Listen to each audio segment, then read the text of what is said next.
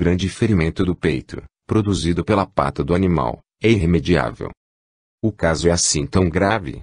Indagou a filha de Susana, alarmada. A morte é uma questão de momentos, respondeu o médico, um tanto displicente. Alcione, que compreendia a situação, inclinara-se para o moribundo, como se estivesse acariciando um filhinho. No instante em que se verificou o desastre, esclareceu Abade D'Urville em voz alta: quis prender o cocheiro culpado, a fim de puni-lo, como de justiça, mas Robier não consentiu, dizendo-se o único culpado do incidente. O rapaz olhou a irmã, longamente, ansioso de ler no seu rosto a aprovação de sua atitude. A filha de Madalena entendeu a sua linguagem silenciosa e disse: fizeste muito bem, Robier. É preciso não disputarmos como o mundo, a fim de encontrarmos o caminho que conduz a Deus. O agonizante teve uma expressão de grande conforto íntimo e, reunindo as suas reduzidas possibilidades orgânicas, falou entrecortando as palavras: desde que mandei os gendarmes libertar o cocheiro, por entender que me cabia a culpa. Sinto que não tenho mais a pele negra, que tenho a mão e a perna curadas. Veja Alcione. E fazendo um esforço ao qual não podia corresponder a mão quase erta. Continuava, murmurando: minha mão tem agora 5 dedos. E tenho a impressão de que me curei dos olhos para sempre. Somente não posso levantar-me e acompanhar-te. Mas depois que dormir, penso que ficarei bom. A irmã adotiva acentuou vertendo algumas lágrimas: são estas as provas redentoras, meu querido Robier. Deus te restitui a saúde da alma, por te considerar novamente digno. Mas o médico, que conversava com Beatriz e o Abade D'Urville, a distância de 2 passos, acrescentava: creio que a pobre rapariga não conhece o delírio da morte. O agonizante começa a desvairar. Deve ser o fim. Longe de ouvir a opinião descriteriosa do mundo, Alcione conchegava o irmão de encontro ao peito, elevando-se a Jesus em preces fervorosas. Sinto muito sono, disse Robier num sopro débil. A filha de Madalena afagou-o com mais ternura e o músico adormeceu para sempre, no mundo, para despertar numa vida mais alta.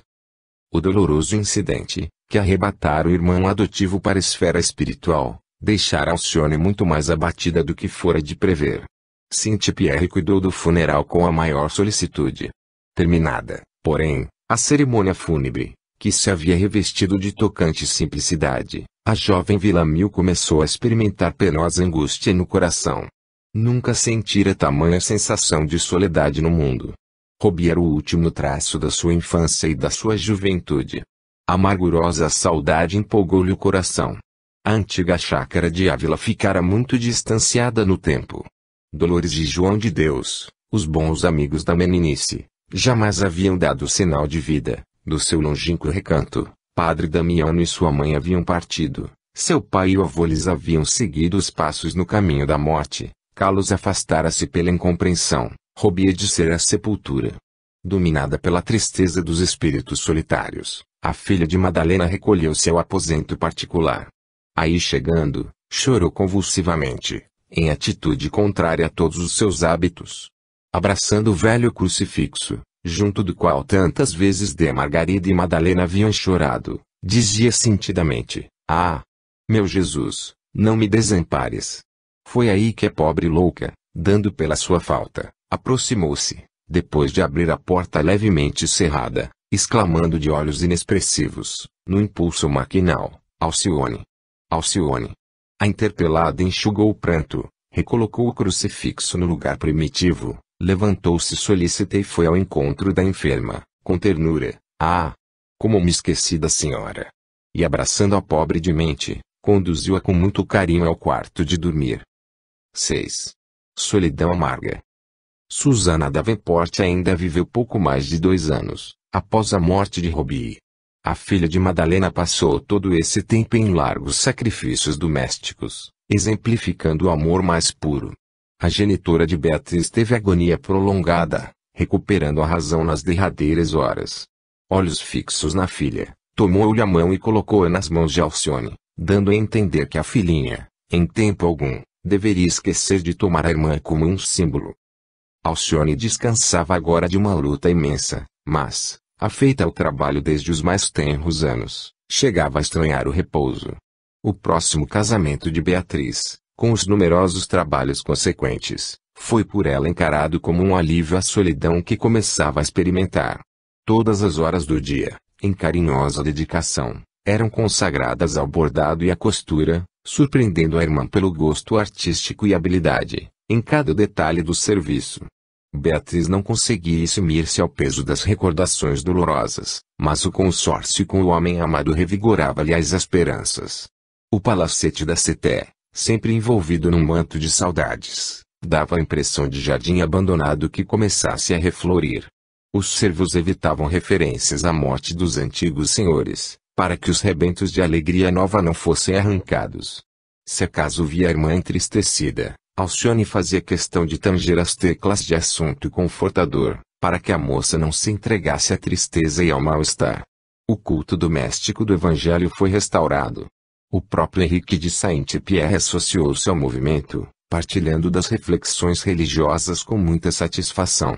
A inspiração da filha de Madalena causava-lhe surpresa cariciosa. Sua palavra penetrava problemas complexos da existência, como se já tivesse vivido numerosos séculos em contato com os homens. Para Henrique, tais reuniões tinham um caráter providencial.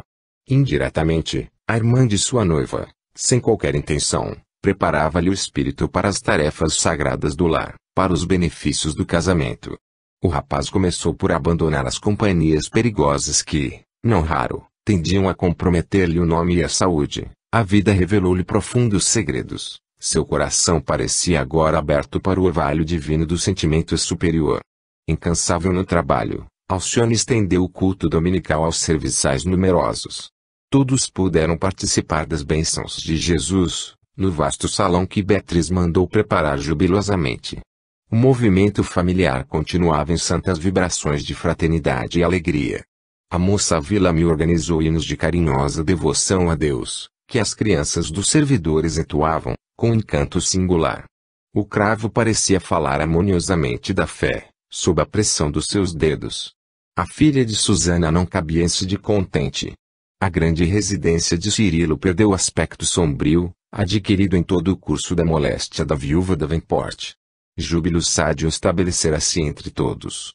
Quando alguém demonstrava indisposições súbitas, recordava-se o ensinamento do Cristo e o culto doméstico ia ganhando todos os corações. O enlace de Beatriz e Saint-Pierre realizou-se com muita simplicidade, e concorrência, apenas, das relações mais íntimas. Alcione acompanhou satisfeita todos os trâmites do auspicioso evento, mas, em seguida, entrou num período de grande abatimento, do qual apenas saía nas horas rápidas do culto familiar. A filha de Madalena não conseguia furtar-se a saudade dos seus inesquecíveis ausentes e, simultaneamente, experimentava a falta do trabalho ativo, que se tornara a incessante religião dos seus braços fraternos. A irmã impressionou-se que fazer para arrancá-la daquela melancolia que a empolgava devagarinho. Ela esquivava-se às festas sociais, não tinha inclinação para os prazeres do seu tempo.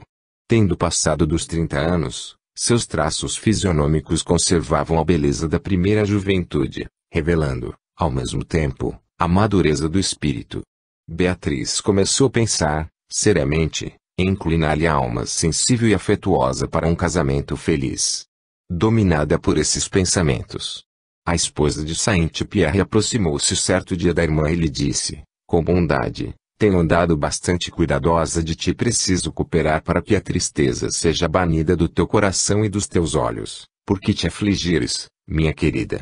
O repouso involuntário de nossas mãos costuma agravar o esforço dos pensamentos. Não estou acabrunhada, podes crer. Tenho meditado um pouco mais e essa circunstância te induz a perceber mágoas imaginárias em meu espírito. Beatriz abraçou-a com enternecimento e falou: o coração me diz que não estou enganada. Consomes-te a olhos vistos. Por vezes, Alcione, quando em passeio com Henrique, não posso evitar que meu júbilo se misture ao remorso, mas, como assim, querida? Não me conformo em ser feliz só por mim, quando mereces as bênçãos do céu, muito mais que eu. Depois de ligeira pausa, a filha de Susana continuava: quem sabe desejarias fazer alguma viagem que te distraísse? Essa providência seria mais que justa, após tantos anos de luta e sacrifício. Quando não quisesses ir a país estrangeiro, poderias descansar em alguma praia e fortalecer-te em contato direto com a natureza. Mas, se eu estou muito bem e nada me falta. Beatriz contemplou-a, com mais carinho, e, quase suplicante, tornou a dizer: Alcione, desejava lembrar uma possibilidade, pelo que espero me perdoes com a tua generosidade fraternal. A irmã comoveu-se com o acento caricioso daquelas palavras e obtemperou, disse sem receio. De que se trata?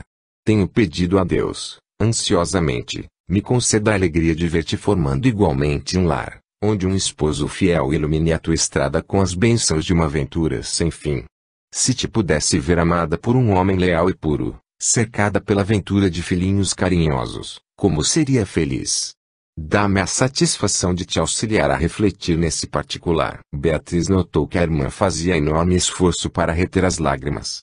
Adivinhando seu embaraço para responder, a esposa de Henrique ganhava ânimo para prosseguir. Eu e meu marido vimos pensando na colônia distante, onde os nossos bens materiais são consideráveis. Henrique vem ultimando alguns negócios e creio que, daqui a alguns meses, tomaremos a nova decisão. Meus tios insistem pelo meu regresso e, além deles, temos na América velhos amigos de meu pai a nos esperarem de braços abertos. Claro que não dispensamos tua companhia e peço-te permissão para ir meditando, desde já, na tua felicidade futura. Na minha terra natal, encontrarás relações carinhosas e devotadas, e, quem sabe, talvez Jesus te reserve por lá um esposo fiel e cristão, que faça por ti tudo o que te desejamos de coração. Alcione comoveu-se profundamente. O terno respeito de Beatriz, a delicadeza da sua exposição, penetraram-lhe o espírito como um bálsamo celestial. Demonstrando o interesse de sua dedicação fraterna, respondeu reconhecidamente. E se te dissesse que tenho meu coração prisioneiro, desde a primeira mocidade? A esposa de Saint-Pierre, com um franco sorriso, revelava o prazer que a declaração lhe causava. Se a filha de Madalena Villamil já havia elegido o homem do seu afeto, não lhe seria difícil contribuir eficazmente para sua aventura. Ansiosa e confortada, Beatriz insistia de olhos muito brilhantes. Ah! Conta-me tudo. Certo, o feliz eleito de tua alma não estará aqui em Paris. Quem sabe algum gentil homem espanhol, a esperar tua resolução há longo tempo. Reconhecendo a sinceridade da irmã, Alcione passou a historiar a sua juventude, recordando a figura de Clenaghan com a vivacidade dos seus imensos tesouros afetivos.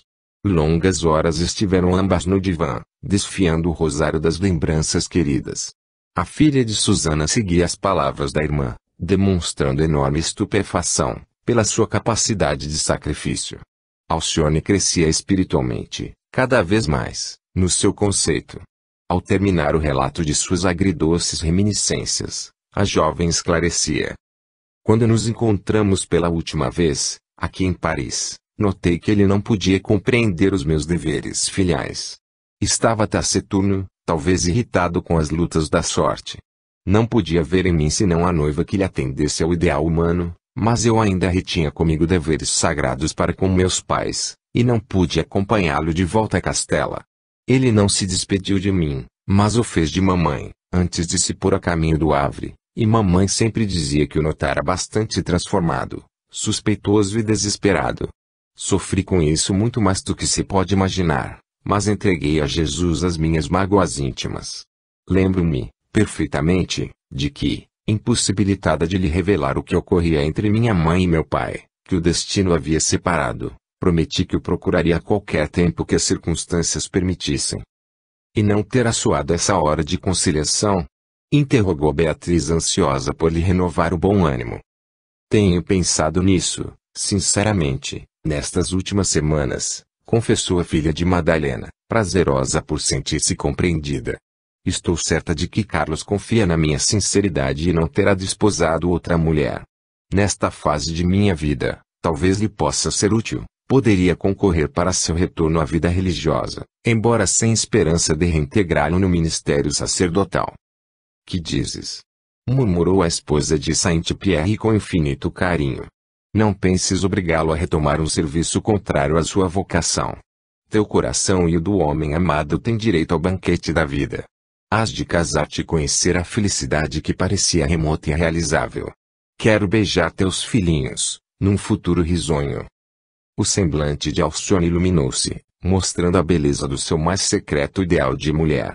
Ruborizada e quase feliz, perguntou: supões, acaso, Beatriz, que Deus ainda me concederá semelhante felicidade? Por que não? Voltou a dizer a interlocutora com sereno otimismo. Estás moça e bela, como aos 20 anos. É preciso cuidarmos imediatamente do contato com Ávila. A filha de Madalena dirigiu à irmã um olhar significativo e indagou: estarias de acordo que eu fosse até lá? Tenho desejado surpreender Carlos com o exato cumprimento de minha palavra. Sem dúvida, respondeu Beatriz bem-humorada, ao perceber que novas esperanças brotavam daquela alma generosa e santificada. Se fosse possível, acompanhar-te-ia. Creio não ser possível, mas tudo se arranjará de maneira a visitares Castela Velha, na primeira oportunidade. Irei sozinha, esclareceu Alcione, de olhos vivazes. No dia seguinte, ao almoço, Henrique de Saint-Pierre partilhava do entusiasmo de ambas. Beatriz me fez ciente de tuas intenções, disse-lhe em tom fraternal, e podes crer que já estou à espera de Clenaghan, com justa ansiedade. Preciso de um companheiro para o desdobramento de nossos negócios.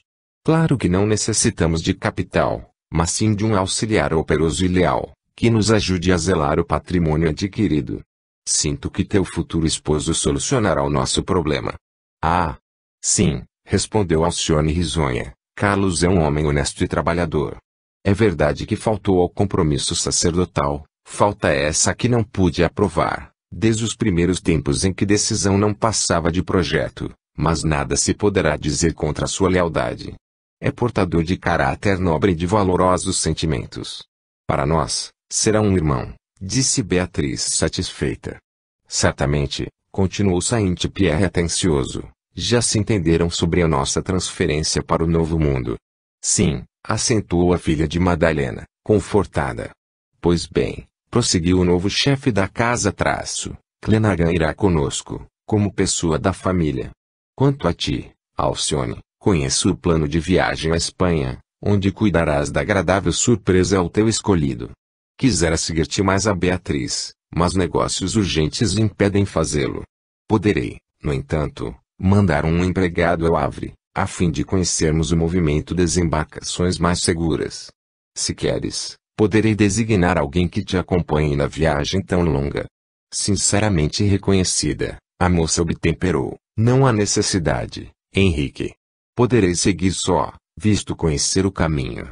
Além disso, a vila é como se fosse minha segunda pátria. Tenho lá inúmeras amizades. Não temos qualquer objeção a fazer. Apenas formulo votos ao céu para que a tua aventura se processe rapidamente.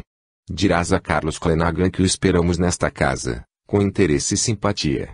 Para mim, Alcione, acrescentava Saint-Pierre comovidamente, nunca foste a governanta de Beatriz, mas nossa irmã muito amada, pelos laços sacrossantos do espírito. O companheiro de tua escolha será pessoa sagrada aos nossos olhos.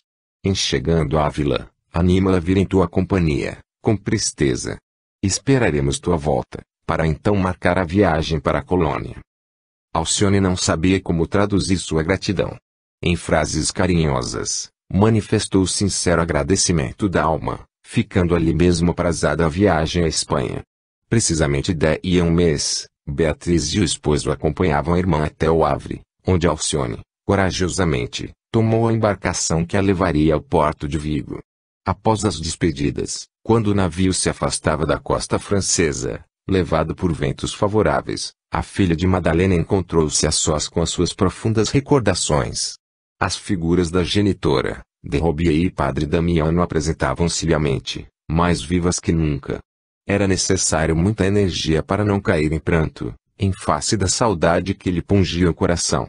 Aqui, era um detalhe do mar, que havia impressionado o irmão adotivo. Acolá, um aspecto da costa que provocara certas explicações do velho sacerdote. Recolhida em sentimentos carinhosos, a filha de Cirilo desembarcou em terra espanhola, com o peito oprimido de infinitas esperanças. Nunca mais tivera notícias de Clenaghan, Era bem possível que não mais estivesse em Castela Velha. No entanto, suas relações de Ávila não faltariam com os informes precisos. A condução para a cidade da sua meninice não foi difícil. Em poucos dias, chegava ao seu destino. Embora provocasse a estranheza de muitos o fato de encontrar-se desacompanhada, Alcione mostrava uma atitude superior aos olhares curiosos que pareciam interrogá-la. Não encontrou qualquer diferença na paisagem. O berço de Teresa de Jesus repousava na terra pobre, cioso de suas velhas tradições. Às 10 horas do dia, dava entrada em humilde hotel, naturalmente fatigada, e deliberou não procurar as amizades antigas, até que se alojasse convenientemente. De maneira a não se tornar pesada a ninguém, pela sua chegada imprevista. Identificou, de pronto, velhos conhecidos da mocidade, a quem, entretanto, não se revelou por não haver bastante intimidade. Depois de refeitada a fadiga imensa, chamou um pequeno servidor da hospedaria, perguntando-lhe um tanto acanhada: "Meu amiguinho, você poderá informar-me se reside aqui, em Ávila, um senhor chamado Carlos Clenaghan?" Após refletir um momento, o rapazote esclarecia: "Sim, senhorita, conheço." A viajante verificou que o coração lhe palpitava com mais força. "Sabe se é de origem irlandesa, domiciliado em Castela há alguns anos?" Voltou a interrogar atenciosamente. "Sim, é isso mesmo, e sei mais que foi padre, noutro tempo. Hoje é comerciante abastado." Alcione ouviu-o comovida. Não podia enganar-se. Pensou, então, em surpreender o espírito do amado em intimidade cariciosa.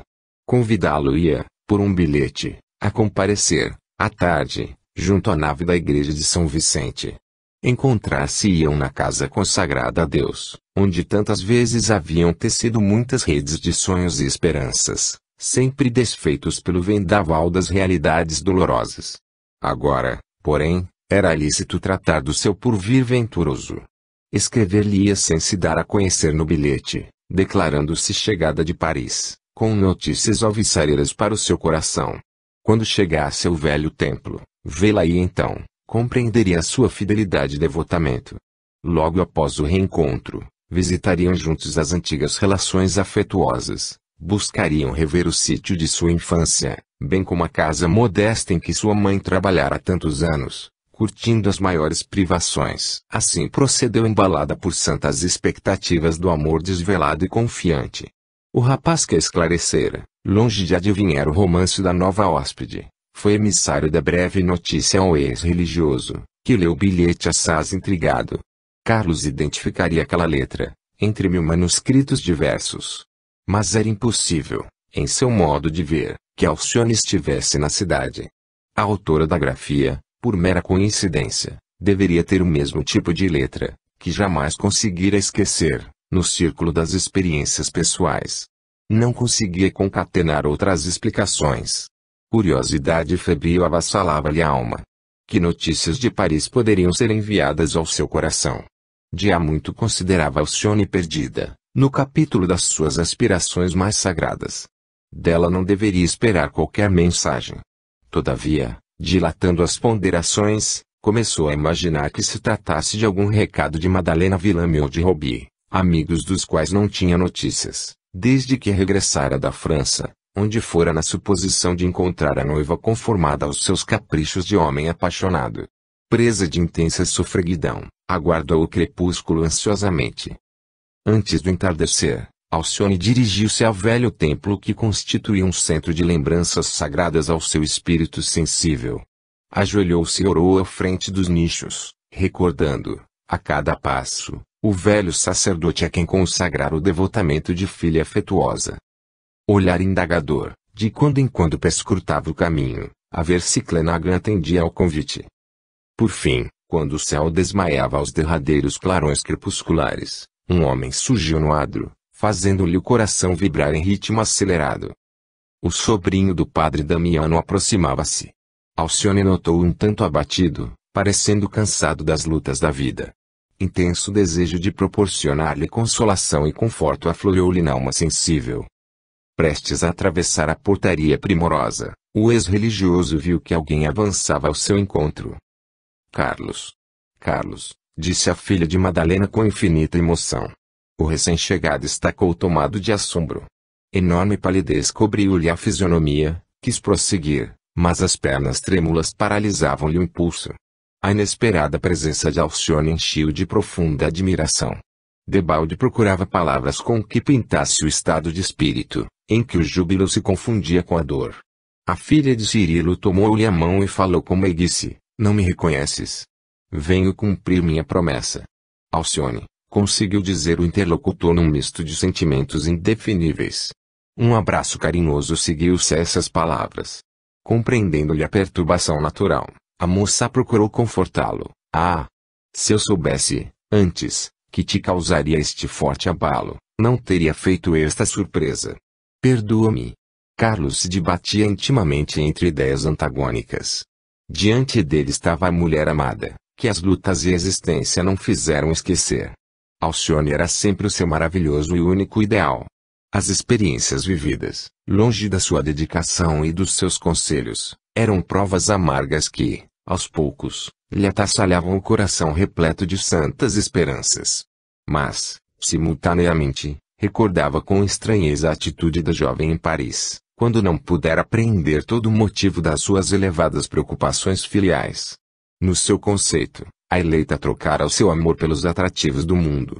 Jamais conseguira olvidar aquele palacete da Cité, onde a moça havia penetrado intimamente apoiada ao braço de um homem. Mal se desembaraçava no meandro dessas reflexões, quando a interlocutora voltou a dizer: "Vamos respirar o ar fresco da noite que desce. Deus me concede a dita de reatar os inefáveis colóquios de outros tempos, neste mesmo ambiente das nossas primeiras emoções." O ex-sacerdote acompanhou maquinalmente. Antigo banco de pedra parecia esperá-los para a revivescência dos mesmos idílios. Clenaghan perguntou pelos amigos, recebendo com dolorosa surpresa a notícia da morte de Madeleine Robbie, impressionando-se vivamente com a descrição do desastre que vitimara o músico. Alcione o embevecia com os comentários criteriosos quanto emotivos. Tudo, na sua elocução vibrante, ressumava amor e devotamento. Ele a contemplava com paixão, dando mostras de que esperava, ansiosamente, aquele bálsamo divino que lhe emanava dos lábios. Em dado instante, respondendo a uma observação que ela lhe fazia com mais carinho, o sacerdote acentuou: "Nunca pude forrar-me a mágoa que a tua atitude me causou. Senti que me tratavas friamente. Naquela ocasião, Carlos, Jesus me pedia testemunhos de filha, aos quais não poderia fugir senão pelos atalhos escusos da crueldade." Ignorando ainda toda a extensão dos sacrifícios da eleita de sua alma, o pupilo de Damiano objetou: "Mas, se me oferecia para trazer tua mãe e Robbie em nossa companhia, poderíamos ter sido infinitamente felizes se a isso não te opusesses." A tonalidade impressa a essas palavras fez que a interlocutora enrubescesse, calando-se. "Que fazias, naquele palacete da Cité? Por que saías de casa a pé e ias tomar um carro discretamente? Ignoras que te segui os passos sem que me visses e que observei o homem que te abraçou, no portão, quando lá chegavas sorridente? Ah! Alcione, não podes compreender todo o veneno que me lançaste na alma confiante. Jamais poderia imaginar que Paris te transformasse o espírito, a ponto de olvidar nossos compromissos e contrariar tua mãe enferma, cuja evidente preocupação era abandonar a capitã francesa para voltar à vida simples de Ávila, onde havíamos afagado tantas esperanças e sido tão felizes." A moça, depois de prestar muita atenção aos seus gestos e palavras, sentenciou: "Não devias ter ido tão longe no teu julgamento. Agora que nos reencontramos para nos compreendermos de uma vez para sempre, devo tudo dizer com franqueza. Sabes quem era aquele homem que me recebeu de braços abertos, naquela manhã?" Deteve-se ante a muda expectação do companheiro e prosseguiu: "Aquele homem era meu pai, teu pai", exclamou Clenaghan aterrado. E ela pausadamente começou a relatar todos os acontecimentos de Paris, a partir do instante em que a enfermidade do padre Damiano lhe impusera desdobrar-se em tarefas mais práticas. À medida que se desdobravam as revelações, o rosto de Carlos mais se anuviava. O ex-sacerdote sempre reconhecera na jovem as qualidades mais primorosas, mas não e nunca a supusera capaz de tamanha renúncia. Extremamente comovida com a evocação de suas reminiscências dolorosas, Alcione rematava: Não acreditas que tenha cumprido meu dever sagrado?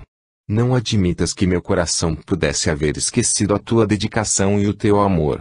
Desde o nosso primeiro encontro, venho arquitetando um meio de enriquecer-te a alma de idealismo e confiança.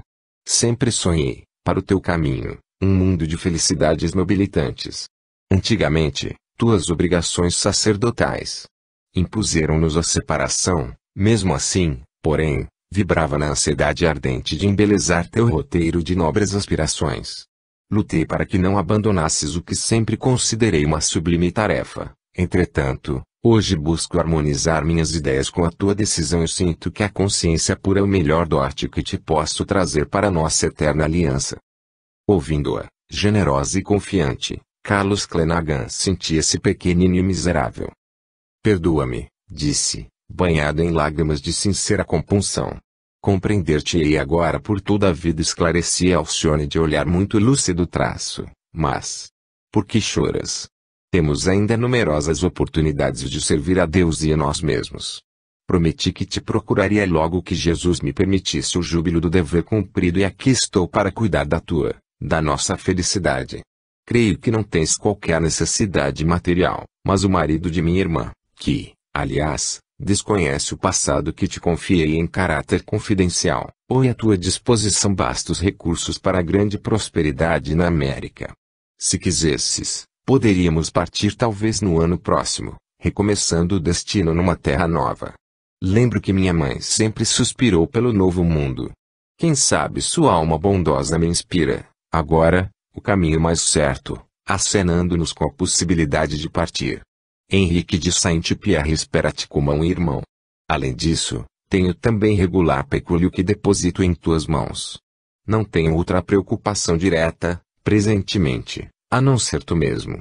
E observando que o moço mantinha-se calado, em pranto, prosseguia com solicitude, releva-me se te falo assim abertamente. A confiança de um coração não pode morrer. Dize-me, pois, se queres partir, para tentar vida nova sob as bênçãos de Deus. Estou certa de que viveremos felizes, em perpétua e santa união. Não posso, sussurrou Clenaghan lastimosamente. Por quê? Indagou Alcione plenamente confiante. Ele esboçou um gesto tímido, revelando a vergonha que o assomava e explicou com indizível tristeza, estou casado há mais de 2 anos. A moça sentiu que o sangue lhe gelava nas veias. Jamais pudera admitir que o dileto do seu coração fosse capaz de olvidar antigos juramentos. O inopinado da revelação esmagava-lhe a alma toda. Lágrimas ardentes, arrancadas do íntimo, afloravam-lhe aos olhos, mas, na meia sombra da noite, buscava dissimulá-las cuidadosamente. Vendo que tardava em manifestar-se, Clenaghan apertou-lhe a mão e perguntou com a delicadeza de uma criança. Poderás perdoar-me outra vez? A filha de Madalena recuperou as energias íntimas e falou com serenidade. Não te preocupes comigo, Carlos. Reconheço, agora, que a vontade de Deus é outra, a nosso respeito. Não chores nem sofras. Extremamente comovido com aquela prova de humildade e renúncia, o ex-sacerdote ponderou. Sou casado, Alcione, mas não feliz. Nunca pude esquecer-te. Certamente, Deus nos criou para a união eterna. Cada coisa do lar, cada pormenor da vida doméstica lembra-me teus sentimentos nobres, porquanto minha mulher não pode substituir-te. Sim, disse a moça com desvelado carinho traço, também creio que há um casamento de almas, que nada poderá destruir. Este deve ser o nosso caso. O mundo nos separa, mas o Altíssimo nos reservará a aliança eterna do céu. O pupilo de Damiano tinha o peito oprimido por indefinível angústia. Coração prisioneiro das indecisões de quantos se afastam do dever divino, voltou a dizer, quem sabe, Alcione, poderíamos repudiar as algemas terrestres e construir nossa felicidade longe daqui. Minha mulher e eu vivemos em rixas constantes, atravesso a vida sem paz, sem uma dedicação verdadeiramente sincera. Estou pronto a seguir-te, desde que aproves este recurso extremo, em detrimento de meus compromissos atuais. Isso nunca, exclamou a filha de Madalena com bondade enérgica, amemos os trabalhos de nossa estrada, por mais duros que nos pareçam. Jamais construiríamos um ninho de ventura e de paz, na árvore do crime. Deus nos dará coragem nesta fase difícil. A existência na Terra não constitui a vida em sua expressão de eternidade. Quando o Senhor desatar os laços a que te prendeste num impulso muito natural e humano, encontrarás de novo meu coração. A esperança é invencível, Carlos. Toda a inquietação, toda a amargura, chegam e passam. Alegria e confiança no porvir eterno permanecem. São bens do patrimônio divino no plano universal. Ouvindo-lhe os conceitos profundos, oriundos da fé poderosa que lhe caracterizava o espírito, Clenaghan chorava no labirinto de remorso e sofrimento. Se for possível, prosseguia a moça com generosidade, desejaria conhecer tua companheira de lutas. Talvez pudesse incliná-la à melhor compreensão das tuas necessidades. Às vezes, basta uma simples conversação para renovar a opinião de uma criatura. Não crês que eu possa contribuir, de algum modo, em teu favor, com semelhante aproximação? O infortunoso Carlos sentia-se comovido nas fibras mais íntimas, com o delicado oferecimento, redarguindo em tom melancólico: Quitéria não é digna desse esmola da tua bondade. Basta dizer-te que, conhecendo a ligação afetiva existente entre nós, pelas minhas sucessivas referências e por informações de antigas amizades nossas, em Ávila, sempre alude à tua pessoa com laivos de ironia e rancor. A filha de Cirilo entrou em silenciosa meditação. O destino não lhe permitia nem mesmo aproximar-se do lar edificado pelo eleito de sua alma. Sua afetividade, bem como o espírito de renúncia não poderiam ser compreendidos. Restava-lhe regressar à casa de Beatriz, conformar-se com a nova situação e esperar por Clenaghan num outro mundo, aonde fosse conduzida pela mão da morte. Longa pausa estabelecera-se entre ambos. Foi aí que lhe nasceu a ideia de consagrar-se à solidão da vida religiosa, no intuito de trabalhar no seu elevado idealismo. Não ficas magoada pelas minhas confissões? Perguntou o ex-sacerdote angustiado. De modo algum, respondeu, esforçando-se por lhe parecer satisfeita. Tua esposa tem razão. Depois de visitar o velho sítio de minha infância e a casinha tosca onde minha mãe, tantas vezes, me exemplificou a resignação, voltarei à França sem perda de tempo. Quando nos veremos novamente? Interrogou ele inquieto. A vontade de Deus nos dirá mais tarde. Até lá, meu querido Carlos, não esqueçamos a dedicação aos nossos deveres e obediência aos divinos desígnios. Deixas-me em Castela, amargurado para sempre. Creio que jamais poderei apagar o remorso que tisnará minha alma doravante. Aprenderei, duramente, a não atender aos primeiros impulsos do coração. Se fosse menos precipitado no julgar, poderia oferecer-te, agora, a minha fidelidade perene. Esqueci, porém, a prudência salvadora e mergulhei num mar de angústias torturantes. Andarei, na terra, como náufrago sem porto. E terminando amargamente as suas considerações, rematava: pede a Jesus por mim, para que o desespero não me faça mais infeliz. Não te percas em semelhantes ideias, exclamou a filha de Madalena, completamente senhora de si. Estamos neste mundo, de passagem para uma esfera melhor. Por certo que a nossa felicidade não se resumiria em atender, por algum tempo, aos nossos desejos, com o ouvido das mais nobres obrigações. É indispensável encarar as dificuldades com ânimo decidido. Luta contra a indecisão, pela certeza de que Deus é nosso Pai, misericordioso e justo. Se nos vemos novamente separados, é que há trabalhos convocando-nos a testemunhos mais decisivos, até que nos possamos reunir nas claridades eternas. Clenaghan prestava curada atenção a cada uma de suas palavras sábias e carinhosas. Em seguida uma pausa, Alcione prosseguia cheia de amor e compreensão: não maltrates tua mulher, sempre que o seu coração não te possa entender integralmente. Quando assim for, faze por ver nela uma filha. Quando não filha de tua carne, filha de Deus, seu e nosso Pai. A bondade liberta o ódio e a desesperação agrava os laços mesquinhos. A confiança em que o Pai Celestial nos ajudará, nos testemunhos diários, transforma o nosso espírito para uma vida mais alta, ao passo que a revolta e a dureza nos prendem espiritualmente ao lodo das mais baixas provações. Ainda que tua companheira seja ingrata, perdoa-lhe como amigo compassivo. Nenhum de nós está sem pecado, Carlos. Por que condenar alguém ou agir precipitadamente, quando também somos necessitados de amor e de perdão? Vive no otimismo de quem trabalha com alegria, confiante no divino poder. À nossa frente desdobra-se a eternidade luminosa. Embora separados no plano material, nenhuma força da terra nos desligará os corações. Muitas obrigações poderão encarcerar-nos transitoriamente na terra, mas o elo do amor espiritual vem de Deus, e contra ele não prevalecem as injunções humanas. Ante as observações judiciosas de Alcione, Carlos pôde reconfortar-se, de algum modo, para retomar a luta purificadora. Só muito tarde, separaram-se em penosas despedidas. A filha de Madalena, disfarçando a dor que a empolgava, cumpriu rigorosamente a promessa. Depois de beber na taça da saudade, revendo os antigos sítios das primeiras esperanças, sem mesmo se dar a conhecer as relações de outros tempos, regressou a Vigo, onde se demorou quase um mês em meditações silenciosas e doridas.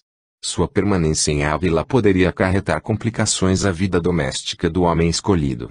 A jovem esposa de Clenaghan, possivelmente, criaria pesadelos de ciúme, sem justificativa.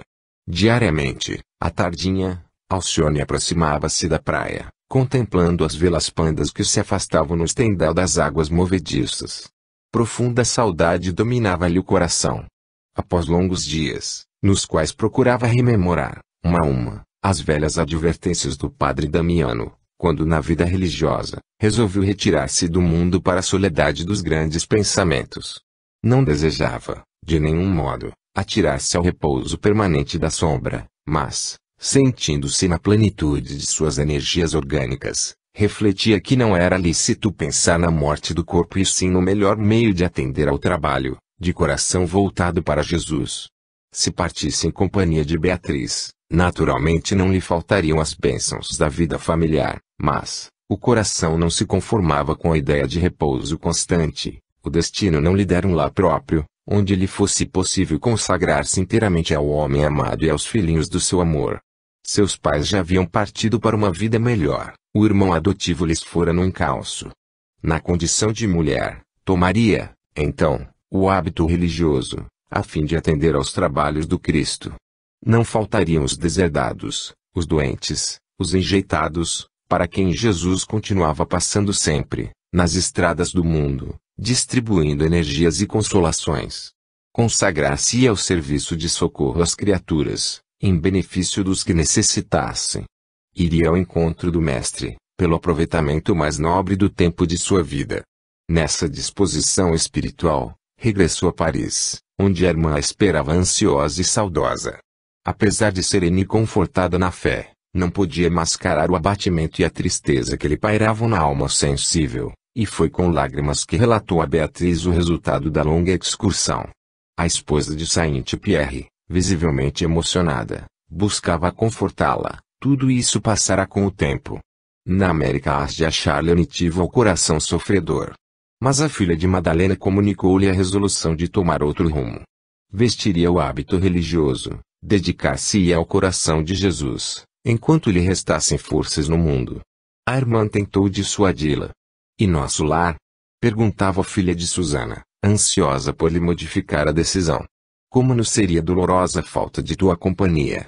Alcione quis dizer que se sentia quase só, distanciada das afeições primitivas, mas, para não suscetibilizar a irmã devotada, objetou solícita: pedirei, mais tarde, para visitar a América e passarei contigo o tempo que for possível, mesmo porque não é justo olvidar que teus futuros filhinhos serão também meus. E não houve como lhe modificar o intento. De nada valeram as exortações de Henrique, os rogos da irmã, os carimbosos pedidos dos servos. A filha de Cirilo tinha uma palavra amável e um sincero agradecimento para todos, mas justificava o caráter sagrado de suas intenções. A mudança de Henrique de Saint-Pierre para o Novo Mundo já estava definitivamente aprazada, quando Alcione assentou a data do seu ingresso num modesto recolhimento de freiras carmelitas. Na véspera, sem que alguém o soubesse, visitou o túmulo da genitora, levando-lhe a homenagem do seu respeito filial, naquele instante grave da sua vida. Defronte do sepulcro, de alma colada às recordações afetivas, pôs-se de joelhos e monologou baixinho. Ah! Vós que experimentastes largos anos de reclusão e sacrifício, vós, minha mãe, que fostes tão devotado e carinhosa, ajudai-me a levar a Jesus o voto silencioso de fidelidade até ao fim dos meus dias. Não me desampareis nas horas escuras, quando a saudade se fizer mais amarga ao meu coração. Inspirai-me pensamentos de fé, paciência e compreensão das coisas divinas. Auxiliai-me nos trabalhos, abençoai-me nos testemunhos. Não esqueçais, no céu, da filha a quem tanto amastes na terra. Em seguida à prolongada meditação, voltou ao palacete da Ceté, despediu-se afetuosamente de todos os servos e, já na manhã imediata, Saint-Pierre e sua mulher abraçavam-na, compungidos, à porta do mosteiro. Um ano de noviciado passou, no qual a filha de Madalena deu provas exuberantes de coração puro e de consciência ilibada. No dia que precedeu a resolução definitiva, a superiora chamou-a com austeridade, num gabinete particular, e sentenciou: Minha filha, estás francamente decidida a abandonar o mundo e os seus gozos?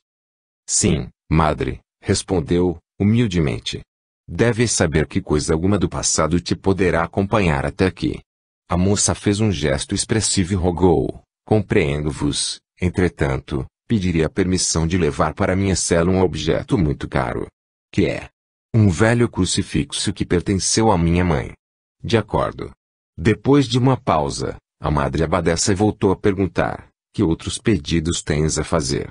A nova professanda lembrou-se de Carlos, que não poderia excluir do coração, e de Beatriz, a quem se sentia ligada por santo reconhecimento, e indagou: Desejava saber se poderei participar de algum trabalho na América, mais tarde, e se poderei futuramente pleitear minha transferência para algum convento de Espanha. Tudo isso é possível, esclareceu a superiora. E os teus bens? Assinarei amanhã o título de doação do que possuo, a benefício da nossa ordem. No momento crítico de tua resolução, Alcione Villamil deve estar morta para o mundo profano. Que nome desejas adotar na suprema união com Cristo? Maria de Jesus crucificado, disse, cândida e naturalmente. Terminou o interrogatório. No dia seguinte, pela manhã, em solene ritual, cercada pela admiração das companheiras e de numerosos clérigos, a filha de Madalena ajoelhou-se ante o altar de Jesus coroado de espinhos, e fitando o maravilhoso símbolo da cruz, de olhos brilhantes e confiantes, repetiu enternecida a frase sacramental: Eis aqui a serva do Senhor. Faça-se em mim segundo a sua palavra. 7. A despedida. Estamos nos primeiros anos do século XV. Alcione Villamil, agora irmã do Carmelo, é um exemplo vivo de amor cristão. Tendo passado dos 40 anos, a fisionomia conservava a beleza da Madonna esculturada pela virtude. Muitas vezes, na solidão de si mesma, nos primeiros dias de reclusão, refletiu se não teria sido melhor acompanhar Beatriz América. O amor de Carlos, porém, lhe falava mais alto à consciência. Tal como outrora a genitora, em seus padecimentos, absolutamente presa à lembrança do marido, a filha de Cirilo sentia-se em perene viuvez de coração. A seu ver, não poderia seguir para a América, onde seria naturalmente convocada o espírito de novidade, quando sabia o eleito de sua alma ligado ao solo de Espanha. Em sua luminosa compreensão da vida, via em Clenargan um fraco, não um criminoso, e no recôndito da alma alimentava a esperança de aproximar-se um dia do seu lar, de maneira a lhe ser útil. Quando ele a visse envergando o hábito religioso, certo que a esposa lhe respeitaria a condição, abstendo-se de qualquer sentimento menos digno a seu respeito. Inconcebível, então, a tentativa de novas atividades na América, quando entrevia possibilidades de auxiliar o pupilo de Damiano em suas necessidades do coração. Não obstante esse poderoso magnetismo do amor, também nutria o sincero propósito de visitar a irmã, no Connecticut, plano esse que ainda não fora possível realizar, dado o nobre serviço a que se afeiçoara, para maior júbilo das companheiras. Depois de pronunciar o voto definitivo, não esteve em França mais que um ano e transferiu-se para a Espanha, onde trabalhou primeiramente em Granada, por mais de um lustro, em favor das crianças desvalidas e dos desventurados da sorte. Por sua dedicação e humildade, convertera-se numa orientação viva para as irmãs de apostolado. Geralmente, não faltavam as intrigas, o esforço ingrato da inveja e da maledicência, tão comuns nos conventos da época. Ela, porém, sem exorbitar da sua conduta evangélica, desconhecia todas as atividades da sombra, para cogitar somente da sua tarefa espiritual com Cristo. Por isso mesmo, sua exemplificação constituía um símbolo precioso para a comunidade. Ao seu contato, inúmeras companheiras renovavam as concepções próprias. Sua dedicação ao serviço contagiava outros corações, que se sentiam seduzidos pela grandeza dos seus atos e ideais, dentro do Evangelho. Jamais conseguira efetivar o velho desejo de visitar Beatriz, mas, em compensação, criava, em torno da sua personalidade simples e poderosa, um verdadeiro colégio de irmãs pelo coração, que a admiravam e seguiam devotadamente. Depois de longo tempo, conseguiu fixar-se na comunidade carmelitana de Medina del Campo. Antes, porém, obedecendo à secreta ansiedade do coração, visitou Ávila, lá se demorando mais de uma quinzena. No entanto, com grande surpresa, não mais encontrou Clenaghan, sendo informada de que o comerciante irlandês, após enorme infortúnio doméstico, retirara-se para a França, deixando a mulher, que lhe havia conspurcado o lar e o nome.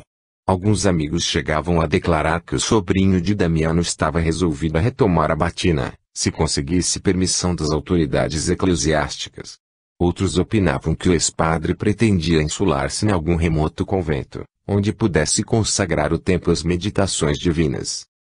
Alcione tudo ouviu, lamentando profundamente, mas, abstendo-se de qualquer comentário, com aquela discrição que lhe assinalava as atitudes. Entretanto, intimamente, examinava o assunto sem eximir-se a grande estranheza. Com que intenção viajaria Carlos para a França? Pretenderia revê-la? Essa hipótese não era plausível, pois ele estava mais que informado do seu plano de mudança para o novo mundo. Dolorosas considerações lhe vieram ao espírito sensível, mas, atendendo às advertências santas da fé, buscava entregar a Jesus as penas e anseios de cada dia, invocando-lhe o socorro divino. Recolhida em Medina del Campo, não nas sombras do claustro, mas nos trabalhos nobres do coração que se consagra a Jesus, nunca mais teve notícia de Carlos, embora os anos perpassantes lhe trouxessem renovadas esperanças em cada dia. Na época em que nos encontramos, Maria de Jesus crucificado desempenha no convento a tarefa de subpriora, por força da enfermidade rebelde e dolorosa que, de há muito, prende ao leito a Madre Superiora. A instituição de Medina é realçada pelo seu espírito de atividade. Extensa porção de terra é aproveitada em trabalhos fecundos, que aproveitam aos desvalidos. A infância desamparada ali encontra a escola ativa para a educação em seus prismas essenciais. Mães sofredoras recebem esforçada cooperação das filhas do Carmelo. Alcione é a alma de todas as tarefas, mas, por isso mesmo, começou a ser alvo do despeito e da perseguição gratuitos. Enquanto a velha superiora repousa em tratamento, sua atividade transformadora converte a casa num templo de trabalho e de alegria. Quando sua ação benemérita começa a dilatar o círculo de trabalhos, eis que o padre-geral da ordem, falsamente informado, designa um capelão de Madrid para substituir o probo religioso que cooperava com a filha de Madalena em suas obras renovadoras, e a situação se modifica inteiramente. Frei Osório chega a Medina del Campo com a secreta recomendação de averiguar o que existe sobre a vigorosa atuação da carmelitana humilde. Seu ingresso na casa dá motivo a fortes preocupações. E com efeito, no curto espaço de 2 meses, algumas companheiras de Alcione levavam-lhe queixas bem amargas, a respeito da conduta do novo sacerdote. Osório ainda não havia atingido 50 anos, mas, por suas atitudes exteriores, dir-se-ia um homem profundamente amadurecido nas experiências do mundo. Isso, porém, resultava tão só do velho hábito de afivelar ao rosto a máscara da santimônia. No íntimo, não passava de um ser viciado e perverso, para quem o prestígio da autoridade era válvula de escapamento para os próprios desvarios. A princípio, esforçou-se por obter algum testemunho menos digno, comprometedor da subpriora, todavia, em cada coração, Alcione estava entronizada como em altar de amizade e gratidão puras. A instituição, porém, ao contrário de suas congêneres, dava-lhe a impressão de uma casa generosa do mundo, sem as características de monastério impenetrável, destinado ao recolhimento da piedade preguiçosa. O capelão inspetor começou a manifestar profundo desagrado por tudo quanto via. Aquele intercâmbio constante, com o mundo secular, tirava o núcleo carmelita a feição freática dos demais conventos da ordem. As religiosas eram mais ativas e por isso mais habilitadas para conhecer as fraquezas humanas e dar combate às tentações. Frei Osório achava-se num ambiente para ele desconhecido, até então.